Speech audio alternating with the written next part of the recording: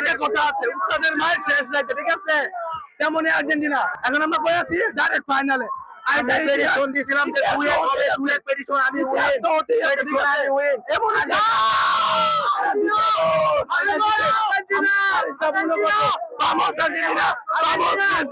Argentina আজকে যে যে বিজয়ের মাধ্যমে ফাইনালে পৌঁছেছে সেটি একটি মহাকাব্যিক বিজয়, এবং এই মহাকাব্যিক বিজয়ে তারা দেখিয়েছে যে ফুটবল আসলে কি, ফুটবলের সৌন্দর্য কোথায় এবং ফুটবল কীভাবে খেলতে হয়। পুরো বিশ্ব অবাক হয়ে দেখেছে মেসিদের খেলা। তো আর্জেন্টিনার এই বিজয়ে, এই ফাইনালে ওঠায় আমরা খুবই আনন্দিত। আমরা সকলেই আর্জেন্টিনার উদ্দেশ্যে বলবো, তোমরা আরও সুন্দরভাবে খেলে তোমরা চ্যাম্পিয়ন হবা, এটাই আমাদের আশা। বাংলাদেশ থেকে আমরা বলবো যে আর্জেন্টিনা চ্যাম্পিয়ন হবে, দুবারের মতো টানা দুবারের মতো চ্যাম্পিয়ন হবে, এবং ইনশাল্লাহ মেসিরা সেই সোনালী কাপ নিয়ে বাড়ি ফিরবে।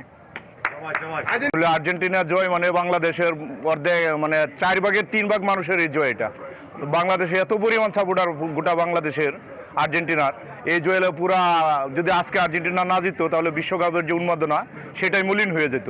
এই জয়ে আজকে বিশ্বকাপের যে একটা খেলা হচ্ছে এটার ঐতিহ্যটা এবং উৎসাহ আমেজটা ধরে রাখছে। আমি আর্জেন্টিনা এবং স্পেনিশ লা লিগা টিকি টাকার যে খেলা, দুই দলের জন্য শুভকামনা রইল।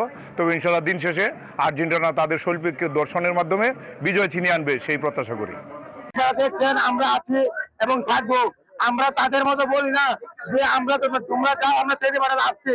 আমরা কথা যে যেরকম কথা রাখি, আমরা যেরকম কথা দিতে কথা রাখি, কিন্তু তারা কথা রাখে নাই।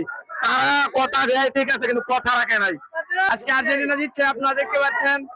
আমরা ম্যাচ শেষ হওয়ার 2 মিনিট আগেও আমাদের মনে আত্মবিশ্বাস ছিল যে আর্জেন্টিনা এই ম্যাচটা জয় করবে, জয় হয়ে ফাইনালে যাবে। আমরা এই আত্মবিশ্বাসের কারণে আমরা আজকে জয় করতে পেরেছি। আমরা বিশ্বকাপ ফাইনালি আর্জেন্টিনা